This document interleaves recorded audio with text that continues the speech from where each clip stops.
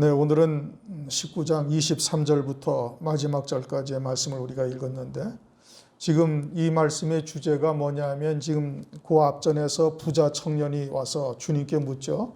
내가 무슨 선한 일을 하여야 영생을 얻겠는가 라고 주님께 묻습니다. 그러니까 이 모든 말씀의 지금 초점은 어디에 있느냐면은 참된 선한 일이 무엇이고 영생이 무엇이냐, 이제 이것을 우리가 우선 정확하게 깨달아야 되죠. 그래야 부자가 무엇인지를 우리가 알 수가 있는 겁니다.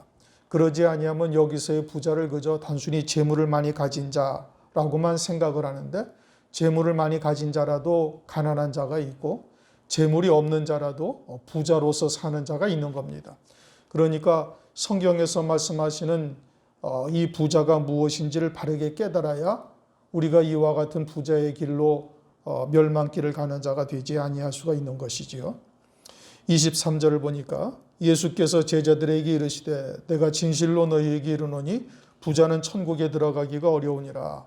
이전까지는 어떤 부자 청년에게 주님께서 말씀하셨어요. 부자 청년이 주님께 와서 이렇게 묻자 이제 마지막으로 주님께서 모든 것을 다 팔아서 가난한 자들을 주고 주님을 쫓으라, 그렇게 말씀하시니까 이 부자 청년이 재물이 많은 고로 심히 근심하여 갔다. 이제 그렇게 말씀을 일단 끝나고, 지금 이 말씀은 이제 제자들에게 말씀하시는 겁니다. 제자들에게 말씀하시는데 부자는 천국에 가기가 어렵다. 그러면 그리스도인들은 모두가 다 가난한 자가 되어야 되는가? 가지는 것을 거부하고 이미 가진 것도 다 팔아서 나누어 줘야만 우리가 천국에 들어가게 되는가? 이제 그렇게 하라는 말씀이 아닌 겁니다. 지금 제자들에게 부자라는 뜻이 무엇인지, 부자라는 성경에서의 부자의 개념이 무엇인지, 이것을 지금 주님께서 제자들에게 가르쳐 주시는 것이죠. 우선은 부자가 되면은 재물이 주는 그 즐거움에 빠지게 됩니다. 그 재물로 인한 즐거움은 우리의 육신을 살아나게 하고 우리의 육으로 즐겁게 하고 또 육으로 치우치게 만드는 것이죠. 그렇게 해서 결국에는 육으로 사는 자가 되는 겁니다. 땅에 속한 자요 세상에 속한 자가 되는 것이지요. 만약에 그러하다면 그것은 하늘에서 기업을 누리는 자가 될 수 없습니다.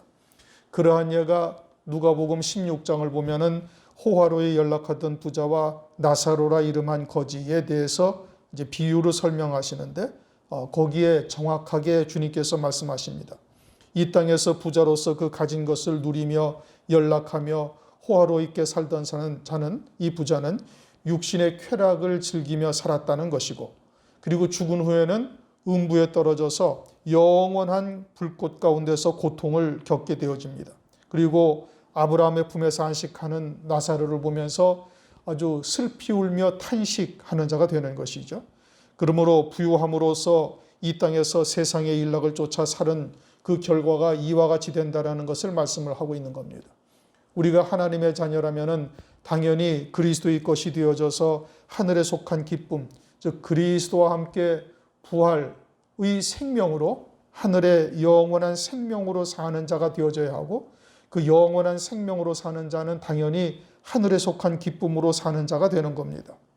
이 육신은 이미 예수와 함께 죽은 자요, 이제는 그리스도 안에 있는 영원한 생명으로 사는 자이니까 당연히 그렇게 살아야만 되는 겁니다. 그런데 이 부자는, 누가복음 16장의 이 부자는 육신의 일락을 위해서 살았던 것이고, 그 결과가 이름이 흐려진 자, 생명책에서 그 이름이 흐려진 자요, 영원한 음부의 고통 가운데 처해지게 되는 겁니다. 그러므로 우리가 부자라는 개념이 무엇인지를 정확하게 깨달아야 되는 것이죠. 그래서 부자는 천국에 들어가기가 어렵다. 그러면 지옥에 간다는 뜻이냐? 그런 것을 말하는 것이 아니다 이겁니다. 서두에 말씀드린 것처럼 16절에서부터 지금 계속 이 말씀이 영생의 그 초점이 맞추어져 있는 거예요. 영생이라는 것은 무엇이냐? 그것은 29절에서 보면은 이제 모든 것을 다 버린 자마다 여러 배를 받고 또한 또 영생을 상속하리라, 이렇게 말씀을 하셨죠. 그러면서 28절에는 뭐라고 말씀하셔요?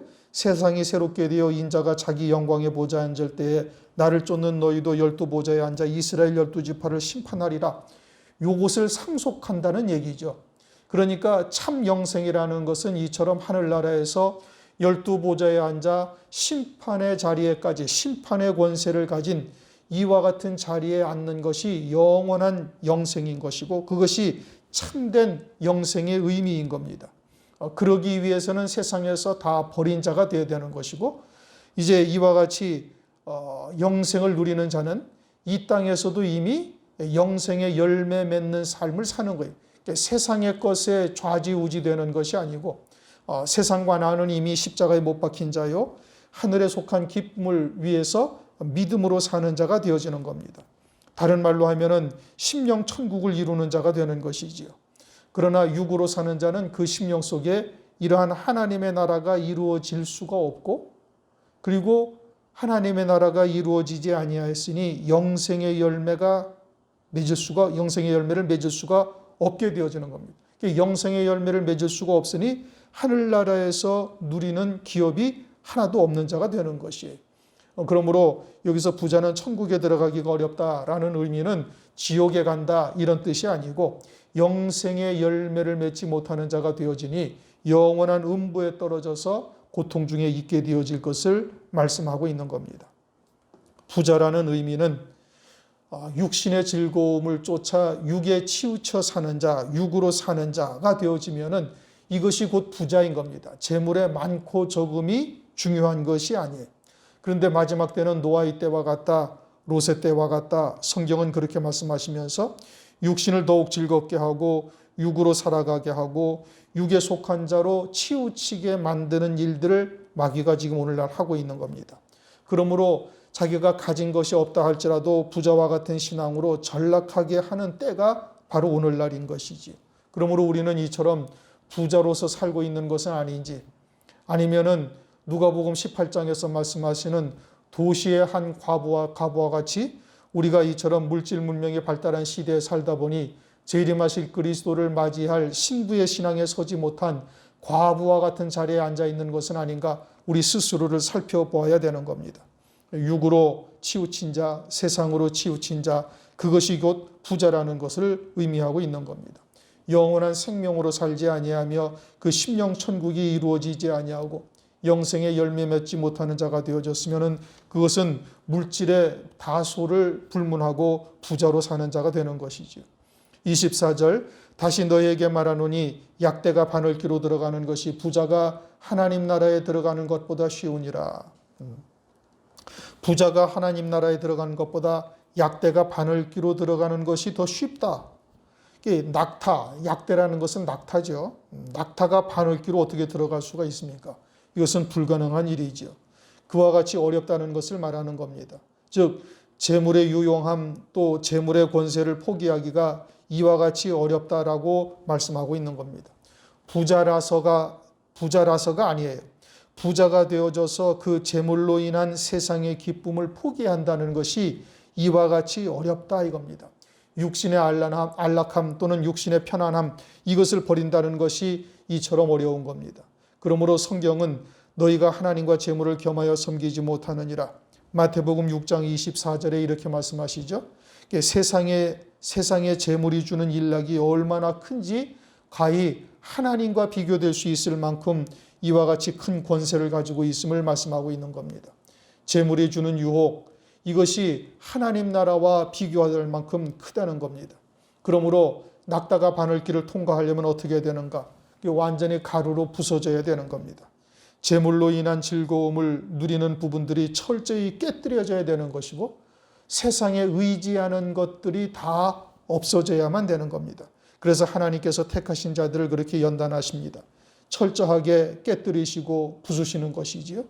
이사야서 3장 1절 보라 만군의 주 여호와께서 예루살렘과 유다에 의뢰하며 의지하는 것을 제하여 버리시되 곧 그 의뢰하는 모든 양식과 그 의뢰하는 모든 물과 하라 하시면서 유다가 의지하는 것들이 있다면 세상의 것들을 바라보는 것이 있다면 하나님께서 다 거두어 버리시고 제하여 버리신다고 말씀하고 있는 겁니다. 그렇게 해서 결과적으로 오직 하나님만을 바라보고 하늘 소망으로만 사는 자 되게 하시는 거예요. 그래야만 바늘길을 통과할 수가 있는 것이지요. 25절 제자들이 듣고 심히 놀라 가로되 그런즉 누가 구원을 얻을 수 있으리이까? 부자는 아무도 구원받을 수 없겠다고 말씀하시니까 지금 그러면 누가 그런 구원을 받을 수가 있겠는가? 라고 말하면서 부자에 대한 개념을 정리하지를 못하고 있습니다. 자기에게 있는 것을 전부 다 자기 것으로 가지고 있으면은 그것은 곧 부자지요. 하나님의 청지기가 되어져서 자기 것으로 가지고 있지 아니하는 자는 부자로 있는 자가 아니라 그것은 가난한 자가 되어지는 겁니다. 우리가 마태복음 5장에 이게 산상보훈을 상고하면서 팔복에 대해서 말씀하고 있죠. 심령이 가난한 자라는 것은 영이 가난한 자를 의미하는 것이고, 영이 가난한 자라는 것은 세상의 것으로는 위로받거나 또는 세상의 것으로 인하여 사는 자가 아닌 것을 말하는 겁니다. 오직 하나님의 나라를 바라보며 우리의 모든 구원이 하나님의 은혜라는 것을 철저히 깨닫고 하늘 소망 가운데 하나님만을 바라보는 자가 되어지는 것, 이게 영이 가난한 자가 되는 것이죠. 그것은 그러한 영이 가난한 자가 되어졌으면 세상의 것에 많고 적음에 절대 좌우되질 않습니다. 있으니까 그것으로 기뻐하고 거두어 가시니까 그것으로 좌절하고 낙담하지를 아니하는 겁니다. 물론 육신을 입었으니까 그러한 감정이 전혀 들지 않는다. 그런다면 그건 거짓말이죠. 그러나 그와 같은 고난 또는 연단을 주시는 하나님의 뜻이 무엇인지를 깨달으니까 그러한 하나님의 뜻을 쫓아 자기를 복종시키며 믿음으로 살려고 달려가는 것입니다. 그게 영이 가난한 자지요. 그러므로 하나님의 것으로 가지고 있어야 되는 겁니다. 모든 것을 하나님의 것으로 가지고 있고 하나님께서 달라 그러시면 주는 자가 되어야 될 것이죠.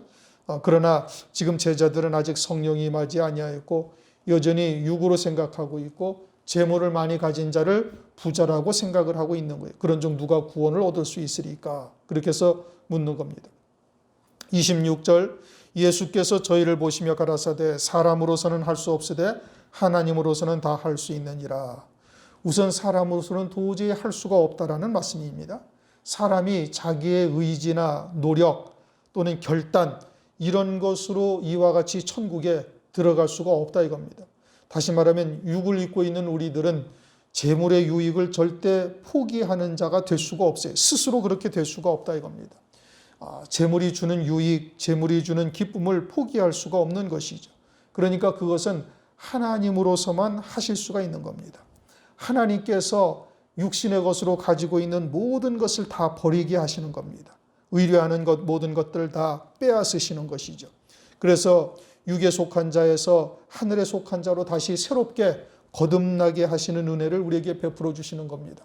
성령을 부어주셔서 하늘 소망을 바라보게 하시고 하늘에 예비된 영광을 바라보며 하늘의 기쁨이 세상이 주는 기쁨보다 더 크다는 것을 깨닫게 하시고 믿음으로 받게 하시는 겁니다.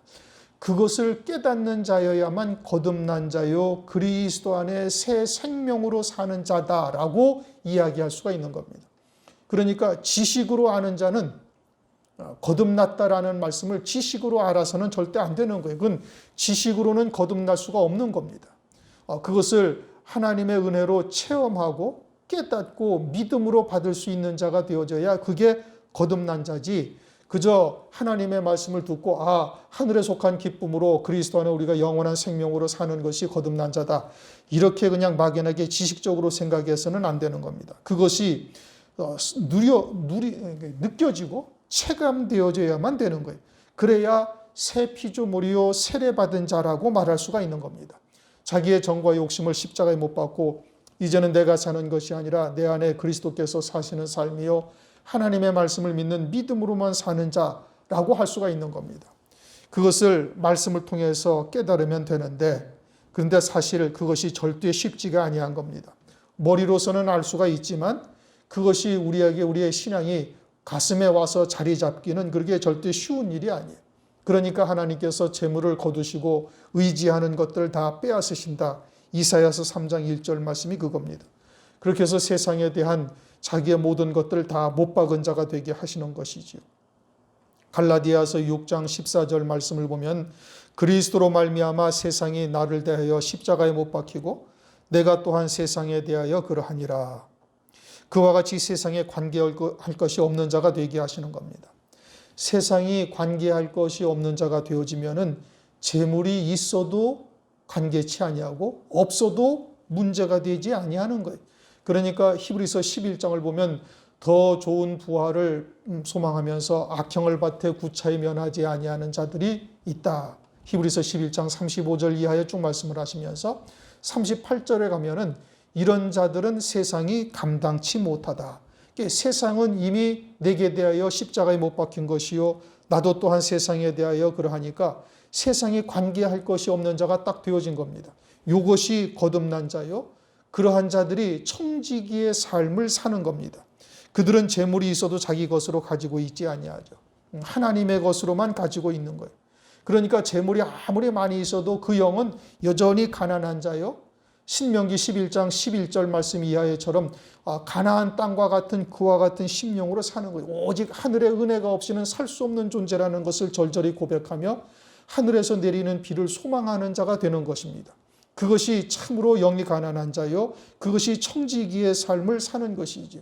그렇게 되어졌을 때 그 부자가 되어 세상의 물질을 가지고 있다 할지라도 넉넉히 천국에 들어가는 자가 되는 겁니다. 그것을 하나님께서 그와 같은 중심으로 이끌어 가시는 겁니다. 연단의 과정을 거쳐서 광야 40년을 거쳐서 요단강 앞에 법궤를 메고 선 제사장과 같은 믿음의 자리에 이르게 하시는 것이지요. 사도행전 16장 25절 이하에 보면 바울과 실라가 빌립보 감옥에 갇힙니다. 심한 매를 맞고 손과 발은 꽁꽁 묶여져서 지하 감옥에 갇혀 있죠.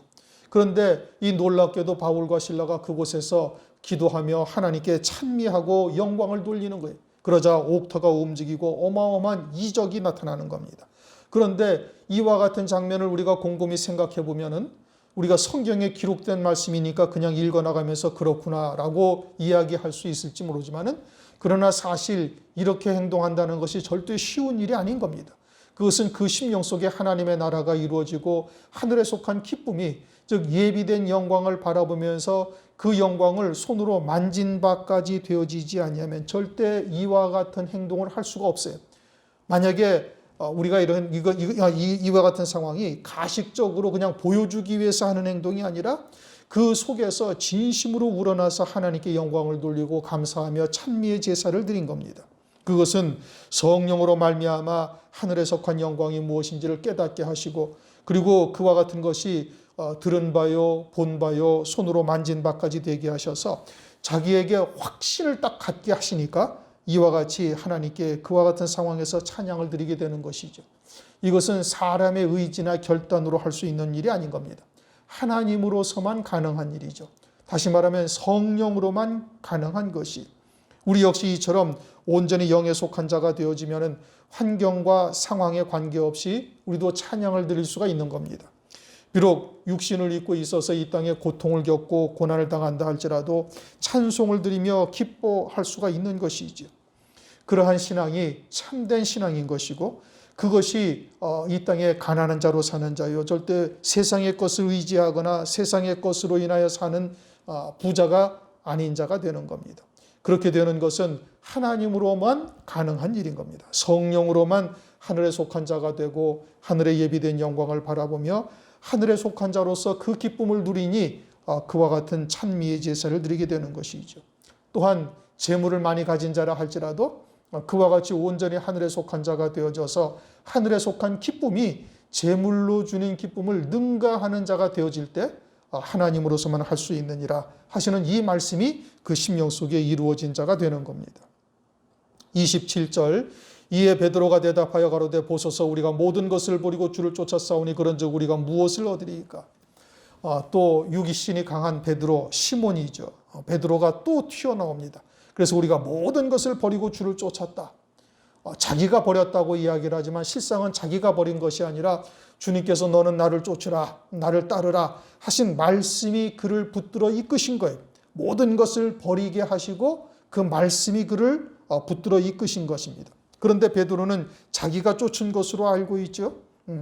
장모가 열병에 걸렸던 것처럼 베드로가 그와 같은 자기의 의, 사람의 의로 쫓고 있는 겁니다. 이것은 아직 육에 속하였다는 증거이죠. 하나님의 의로 이루신 역사를 자기의 의로 생각을 하고 있는 거예요. 그러니까 육으로 행하였으니 당연히 육신의 그 대가를 바라게 되는 겁니다. 그런즉 우리가 무엇을 얻으리이까? 육으로 살고 있으면 그것이 당연한 겁니다. 그런데 우리도 이것을 유심히 살펴봐야 되는 것이죠. 우리도 무엇인가를 주님으로부터 받고자 한다면 그것은 내가 드린 것이요, 내가 헌신한 것이요, 내 것으로 드렸다고 생각을 하기 때문에 그러는 거예요. 하나님의 것으로 청지기로서 우리가 살고 있다면 무엇을 하나님께 드릴 수가 있는 것이 드리는 것이 아니라 하나님의 것을 하나님께 돌려드린다, 이것밖에 없는 것이지요. 그런데 이처럼 자기가 살아있으니 자기의 것으로 하나님께 드렸다고 생각을 하고 그리고서는 무엇인가를 기대하고 있다. 이것은 육에 속한 신앙의 특징인 겁니다. 이는 자기로 살고 있는 것이요, 사람의 의로 살고 있는 것이지요. 우리도 이러한 것이 우리의 마음속에 자리하고 있다면 지금의 베드로와 같은 상황이라는 것을 우리가 알아야 되는 겁니다. 그러나 청지기로 사는 자는 항상 자신을 무익한 종이다 고백하게 됩니다. 누가복음 17장 10절을 보면 이와 같이 너희도 명령받은 것을 다 행한 후에 이르기를 우리는 무익한 종이라 우리의 하여야 할 일을 한 것뿐이라 할지니라. 그렇게 자신은 무익한 종이라 고백할 수밖에 없는 것이죠. 주님이 주신 힘으로, 주님이 주신 재능으로, 주님이 주신 시간으로 또는 주님이 주신 건강으로 주님의 말씀을 쫓아 따라갔을 뿐인 거예요. 그러니 무익한 종이라 고백치 아니할 수가 없는 것이죠. 그런데 베드로는 지금 무엇인가를 대가를 바라고 있습니다. 그러자 28절 예수께서 가라사대 내가 진실로 너희에게 이르노니 세상이 새롭게 되어 인자가 영광의 보좌에 앉을 때 나를 쫓는 너희도 12보좌에 앉아 이스라엘 12지파를 심판하리라. 이런 것을 우문현답이다 이렇게 말하죠. 베드로는 육신의 생각을 가지고 질문을 했지만 주님은 훗날 성령이 너희들에게 임하게 되어져서 이제 하늘나라에 하나님께서 이루시는 구원의 세계를 깨닫게 되어지시면 그때 이 말씀이 무엇인지를 알게 될 것을 이제 주님께서 말씀하시는 겁니다. 세상이 새롭게 되어 인자가 자기 영광의 보좌에 앉을 때 이때는 백보자 심판의 때인 겁니다. 그때 너희도 12보좌에 앉아 이스라엘 지파를 심판하리라. 계시록 20장 4절에도 보면 동일한 말씀이 있습니다. 또 내가 보좌들을 보니 거기 앉은 자들이 있어 심판하는 권세를 받았더라. 이들은 예수의 증거와 하나님의 말씀을 인하여 목배임 받은 자들이 이처럼 금면류관을 쓰고 24장로의 자리에 앉아서 심판하는 권세를 받을 것을 말씀하고 있어요.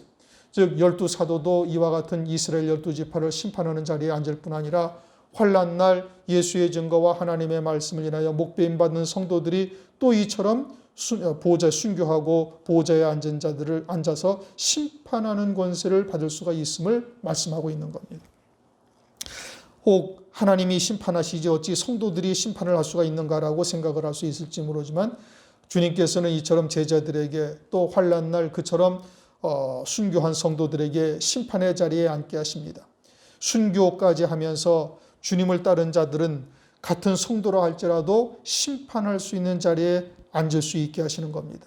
그것은 같은 육신을 입고 이 땅에 살면서 어떻게 그들은 순교하는 신앙으로 섰는데 그와 같은 믿음으로 살지 못하였는지 똑같은 육신을 입고 똑같은 환경에서 살았지만 그러지 못한 자들을 심판할 수 있는 겁니다. 주님이 사실은 모든 심판의 권세를 하나님 아버지로부터 다 받았죠. 그런데 심판하는 권세를 어떻게 받으셨는가? 요한복음 5장 27절을 보면 또 인자됨을 인하여 심판하는 권세를 주셨느니라. 주님이 심판하는 권세를 받은 이유가 무엇이냐? 그것은 인자됨을 인하여 받았다. 그렇게 말씀을 하십니다. 그 이유가 인자됨을 인하여, 다시 말하면 주님이 육신을 입고 이 땅에 오심으로써 연약함을 입으셨으나 하나님 아버지의 뜻을 쫓아 죽기까지 순종하며 아버지의 뜻을 다 이루신 겁니다. 그러므로 심판하는 권세를 주님께 주셨다 이겁니다. 마찬가지로 주님께서 제자들에게 심판하는 권세를 주시는 것이나 계시록 20장에 순교한 성도들에게 심판하는 권세를 주시는 것도 똑같은 이치인 겁니다. 마태복음 12장 41절 42절에 보면 니느웨 사람들과 남방 여왕들이 일어나서 이 세대 사람들을 정죄하리라 라고 말씀하십니다. 니느웨 사람들은 선지자 요나가 전하는 하나님의 말씀을 듣고 회개하죠.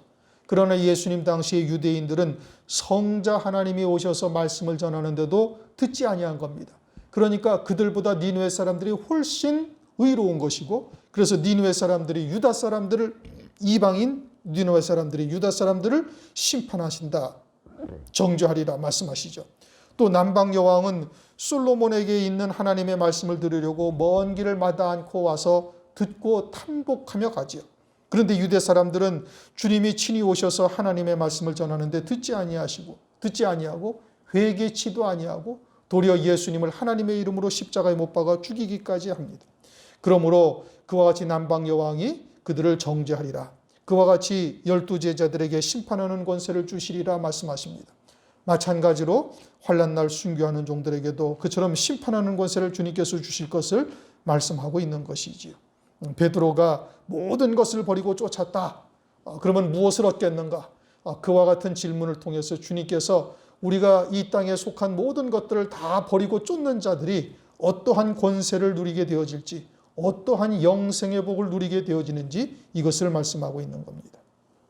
29절, 또 내 이름을 위하여 집이나 형제나 자매나 부모나 자식이나 전토를 벌인 자마다 여러 배를 받고 영생을 상속하리라. 내 이름을 위하여라는 것은 단순히 예수 그리스도의 이름을 말하는 것이 아니죠. 주님을 통해서 이루시는 구원의 뜻을 깨닫고 믿음으로 하나 된 자를 말하는 겁니다. 다시 말하면 하나님의 말씀을 인하여와 같은 뜻인 겁니다. 주님의 뜻을 위하여와 같은 뜻인 겁니다. 그러면은 이 마지막 때 하나님의 뜻, 주님의 뜻은 무엇인가? 그것은 환난을 통해서 이루실 구원이 하나님의 뜻인 거예요. 환난을 통해서 그리스도의 신부 어린 양의 아내를 세우시는 것인데, 그것은 예수님이 하나님의 말씀을 인하여 아버지의 뜻을 인하여 죽기까지 순종하심으로 하나님의 아들 그리스도 성자 하나님으로서 온전함을 이루셨던 것처럼 우리에게 길이요 진리요 생명이 무엇인지를 보여주신 것이죠. 다시 말하면 예수의 증거와 하나님의 말씀을 인하여 목배임 받는 성도들이 어린 양의 아내 그리스도의 신부가 되게 될 것을 말씀을 하고 있는 겁니다. 주님이 아버지의 뜻을 쫓아 죽기까지 순종하신 것이나 환난의 날 예수의 증거와 하나님의 말씀을 인하여 순교하는 성도들이나 그 신앙의 중심이 같음을 하나님께서 인정하시고 그들을 신부로 어린 양의 아내로 세우시는 겁니다. 그것이 내 이름을 위하여 모든 것을 버린 자가 되는 겁니다. 그런데 집이나 형제나 자매나 부모나 자식이나 전토를 벌인 자마다 여러 배를 받고 영생을 상속하리라. 이제 영생을 상속한다는 것은 이미 말씀을 드렸습니다. 그 참된 영생의 의미는 28절 12보좌에 앉아 심판하는 권세를 받는 자리에까지 이르는 것이 온전한 영생임을 말씀하고 있는 거예요. 성경에서의 물론 이제 신앙의 열매가 가지각색이죠. 그러나 성경에서 우리에게 말씀하시는 초점, 표대는 딱 하나입니다. 어린 양의 아내 그리스도의 신부인 것이고, 요한계시록의 초점은 물론 예비처 성도도 훌륭한 신앙을 가진 것이죠. 그러나 그보다 요한계시록의 초점은 어린 양의 아내 그리스도의 신부요, 그들은 환난날 순교를 통해서 그와 같은 자리에 이르게 되어질 것을 말씀하시는 것이 요한계시록의 핵심이죠. 그러니 영생을 상속하리라는 말씀은 그것을 의미하는 것이고, 그 다음 집이나 형제나 자매나 부모나 자식이나 전토를 벌인 자마다 여러 배를 받고, 이것이 그러면 부모를 버리면은 여러 배를 받는다. 그러면은 뭐 가족을 다 해체해야 되는가? 이단들이 이제 그와 같은 이야기를 하죠. 그런데 마태복음 19장 5절을 보면 이렇게 말씀하십니다. 말씀하시기를 이러므로 사람이 그 부모를 떠나서 아내와 합하여 그 둘이 한 몸이 될지니라 하신 것을 읽지 못하였느냐. 부부의 연을 맺게 하시고 생육 번성하게 하셨는데, 그런데 여기서는 부모나 자식이나 전토를 다 버리라, 형제나 자매나 부모나 자식이나 전토를 다 버리라고 말씀하신다면은 이것이 조금 전에 하신 말씀과 대치되는 말씀이죠. 이렇게 상충되는 것이죠. 그러면 주님께서 조금 전에 하신 말씀과 이렇게 반대되는, 충돌되는 이와 같은 말씀을 주님께서 하신 것이냐? 그런 의미가 전혀 아니죠. 그런 문자적인 의미가 아닌 겁니다. 그러면 이것이 무엇을 말하는가? 이것은 육에서 온전히 벗어난 자요, 다른 말로 하면 세례받은 자요, 그리스도 안에 새 생명으로만 사는 자여야 된다. 그것이 다 버린 자라는 얘기예요. 지금 이 말씀을 무엇을 어떤 말씀에 대답으로 하는가 하면 이제 베드로가 27절에 우리가 모든 것을 버렸다. 버리고 주를 쫓았다고 말씀하고 있죠. 그러니까 모든 것을 다 버린 자라는 의미가 무엇이냐? 그것은 육으로 사는 자가 아니라 온전히 새 피조물이 되어져서 거듭난 자요 새 생명으로만 사는 자여야 한다는 뜻인 겁니다. 그러니까 마태복음 23장 9절에 땅에 있는 자를 아비라 하지 말라 너희 아버지는 한 분이시니 곧 하늘에 계신 자시니라 그렇게 말씀하고 있죠. 그러니까 거듭난 자는 그것이 무슨 뜻인지를 알고 있는 거예요. 그리고 이 땅에서 무엇이 우선순위에 두어야 할 것인지를 알고 있다 이겁니다. 자기가 영적인 생명으로 사는 자요 거듭난 자가 되어졌으면 당연히 우선해야 할 것이 세상 일이나 이런 것이 아니라 하나님이 기뻐하시는 뜻이 무엇인지 그 뜻을 쫓아 행하는 것이 가장 먼저 해야 될 일이라는 것을 안다 이겁니다. 육신의 목숨으로 사는 자는 육신에 관계된 일, 세상 일이 우선일 것이고 영으로 사는 자는 영으로 사는 것이 우선일 것입니다. 우리가 그리스도인이라는 것은 그리스도와 함께 세례받은 자요 2000년 전에 예수님이 죽임당하신 것이 아니라 내가 곧 죽었다라는 것을 믿음으로 받는 자가 그리스도인이죠. 그리고서는 이제는 오직 하나님의 말씀을 믿는 믿음으로만 사는 자요 영으로 사는 자라면 무엇을 내가 쫓고 있는지를 보면은 내가 과연 영으로 사는 자인지 육으로 사는 자인지 거듭났다고 이야기는 하고 있지만 아직도 육에 속한 것이 얼마나 많이 남아있는지 얼마든지 스스로도 분별할 수가 있는 거예요. 교회를 위해서 무엇을 헌신하고 있는지 또는 예배가 과연 얼마나 내 삶에 있어서 소중하고 우선되어져 있는지 이것을 보면은 금방 알 수가 있는 겁니다. 하나님께서 창세기 12장 1절 아브라함에게 너는 너의 본토 친척 아비 집을 떠나 내가 네게 지시할 땅으로 가라 말씀하셔요. 아브라함은 그 이후에 곧바로 히브리 사람이 되는 겁니다. 육신의 고향, 육신의 본향을 돌아갈 기회가 얼마든지 있지만 그곳으로 가지 아니할 뿐더러 가나안 땅이 자기에게 영원한 유업으로 주신다고 말씀하신 그 의미가 무엇인지를 바르게 깨닫고 가나안 땅, 약속의 땅이 왔지만 그 땅에 우거하는 자, 이방인처럼 산다 이겁니다. 그래서 히브리서 11장 16절을 보면 저희가 이제는 더 나은 본향을 사모하니 곧 하늘에 있는 것이라 그러므로 하나님이 저희 하나님이라 일컬음 받음을 부끄러워 아니하시고 저희를 위하여 한 성을 예비하셨느니라. 그렇게 아브라함은 이제는 혈육의 문제에 연연하지 않습니다. 세상의 것에 흔들리지도 않습니다. 그러므로 그와 같이 거듭난 자요 새 피조물이 되어져 있다면 부자가 되어도 세상의 재물에 흔들리지 아니하는 거예요. 하늘에 예비하신 영광을 바라보며 오직 그것을 위하여 믿음으로 사는 자가 되는 겁니다. 그러면 여러 배를 받고 또 영생을 상속하리라. 여러 배를 받는다라는 것은 세상에서의 기쁨, 세상의 것 또는 육신에 속한 것으로서 누리는 기쁨보다 하늘에서 영생을 누리는 기쁨이 훨씬 더 많음을, 기쁨이 또 큰 것을 말씀하고 있는 겁니다. 세상에서는 잠시 동안 누리지만 하늘에서는 영원히 누리는 기쁨이 되어지는 것이에요. 그것을 여러 배다 이렇게 말씀하고 있는 것이죠. 마가복음 10장 29절을 보면은 내가 진실로 너희에게 이르노니 나와 및 복음을 위하여 집이나 형제나 자매나 어미나 아비나 자식이나 전토를 벌인 자는 금세에 있어 집과 형제와 자매와 모친과 자식과 전토를 100배나 받되 핍박을 겸하여 받고 내세에 영생을 받지 못할 자가 없느니라. 그래서 모든 것을 다 버린 자는 100배나 받는다 이겁니다. 그게 100배나 받는다라는 것은 하늘의 기쁨이 그렇게 크다라는 것을 말씀하고 있죠. 부모나 자식이나 형제나 자매나 전토나 모든 것을 버리면은 문자적으로 이 땅에서 100배를 받는다 이런 뜻이 전혀 아닌 겁니다. 심령 천국을 누리는 기쁨을 하나님께서 그렇게 이루어 주실 것이고 하늘에서 그 실상을 누리는 자가 된다. 그런데 100배나 받되 마가복음 10장에서는 핍박을 겸하여 받는다. 디모데후서 3장 12절도 보면 무릇 그리스도 예수 안에서 경건하게 살고자 하는 자는 핍박을 받으리라. 그것이 당연하다는 말씀인 겁니다. 우리가 참된 그리스도인이 된다면 이와 같이 혼잡된 말씀에 의하여 사는 자들에 의해서 핍박을 받는 것이 당연한 것이 그것이 우리의 삶 가운데 나타나고 입술로 증거하는 자가 되어졌으면 당연히 나타나는 겁니다. 그러나 그러한 핍박이 무엇을 증거하느냐? 그것은 빌립보서 1장 28절 아무 일에든지 대적하는 자를 인하여 두려워하지 아니하는 이 일을 듣고자 함이라. 이것이 저희에게는 멸망의 빈거요 너희에게는 구원의 빈거니 이는 하나님께로부터 난 것이라. 그렇게 말씀하십니다. 그것이 진리 안에 있다는 구원의 증거인 것이죠. 진리가 무엇인지를 우리가 알고 있다면 그러면은 혼잡된 말씀 누룩이 섞인 떡이 무엇인지 얼마든지 말씀으로 분별할 수 있고 그러한 자들로부터 이렇게 대적당하고 핍박당한다면 그것은 구원의 빈거다. 즉 영생의 증거라고 말씀하고 있는 겁니다. 그래서 영생을 누리지 못할 자가 없다 말씀하시는 것은 영생을 상속하리라 말씀하시는 것처럼 상속하시라 말씀하시는 것은 그처럼 우리가 온전한 영생을 누리는 자가 되어질 것을 말씀하고 있는 것이죠. 30절 그러나 먼저 된 자로서 나중되고 나중된 자로서 먼저 될 자가 많으니라.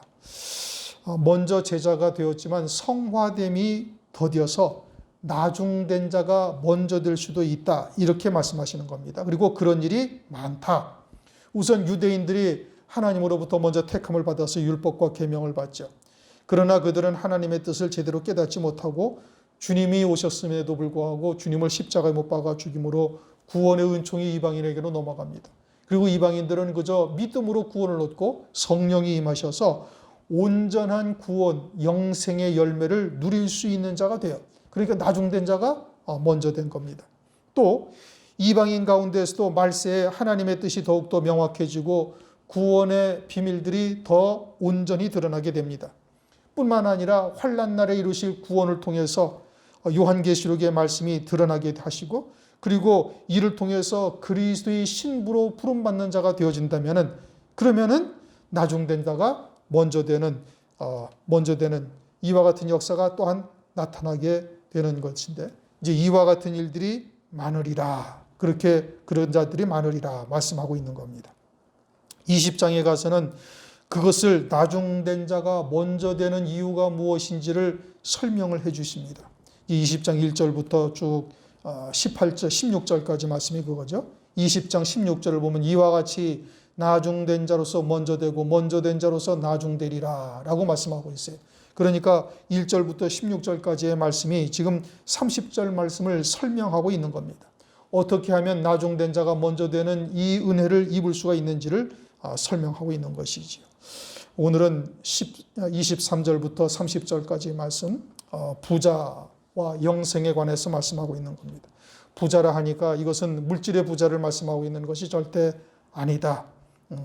나는 가난하니 이 말씀과 상관이 없다라고 생각하면 아니 되는 겁니다. 우리가 가난하고 세상에 재물을 많이 가지고 있지 못할지라도 부자로서 사는 자도 있고 많은 것을 가지고 있다 할지라도 가난한 자로 사는 자도 있는 겁니다. 우리가 무엇이 가난한 자요 무엇이 부자인지를 바르게 깨달아서 영생을 온전히 상속받는 자, 누리는 자 될 수 있기를 주님의 이름으로 축원합니다.